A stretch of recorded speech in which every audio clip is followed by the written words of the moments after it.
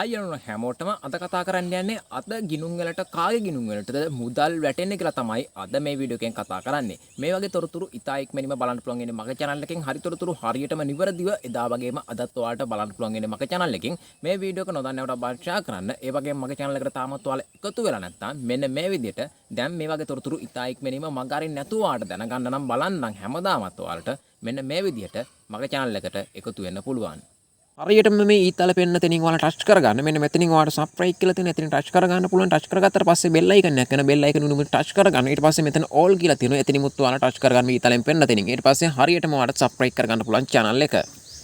ඔය විදිහට channel එක subscribe කරගන්න පුළුවන්. එහෙම වුණොත් ඔයාලට මේ වගේ තොරතුරු ඉතා ඉක්මනින්ම බලා ගන්න පුළුවන් හැකියාවක් තියෙනවා මගේ channel එකෙන්. ඉතින් මෙන්න මේ විදිහට ඔයාලට අද bank account වලට ගිණුම් වලට සල්ලි වැටෙන්නේ කාගේ ගිණුම් වලටද කියලා අපි බලමු. ඉතින් මෙන්න මේ විදිහට යල් කන්නේ පොහොර සහනාධාරී මුදල් තමයි අද මේ විදිහට අද ඉඳන් මුදල් දානවා කියලා සඳහන් කරලා තියෙනවා. ඉතින් ඒක නිසා අද ඉඳන් ඔයාලට මේ මුදල් ලබා ගන්න පුළුවන් හැකියාවක් තියෙනවා. අද ඉඳන් ඔයාලට මුදල් ලැබෙයි. ඉතින් මෙන්න මේ විදිහට සමහර දවස් කීපයක් යන්නත් පුළුවන්. ඉතින් ඒක නිසා අද ඉඳන් තමයි දාන්න පටන් ගන්නවා කියලා කියන්නේ. දිස්ත්‍රික්ක 9කට මේ මුදල් දානවා කියලා තමයි සඳහන් කරලා තියෙන්නේ.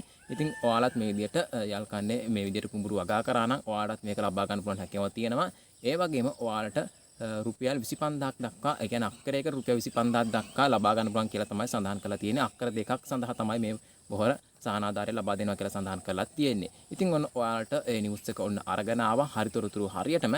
ඉතින් ඒ වගේම අස්වැසුම් ගැන තොරතුරු ඉතා ඉක්මනින්ම අරගෙන එන්නම්. තොරතුරු ගොඩක් ලැබිලා තියෙනවා. ඒ තොරතුරු ඉතා ඉක්මනින්ම අරගෙන මගේ channel එකට එක්ක ඉන්න එහෙනම් තවත් මේ වගේ අලුත් වීඩියෝ එකකින් හම්බෙමු. ඔයාලා හැමෝටම සුබ දවසක්.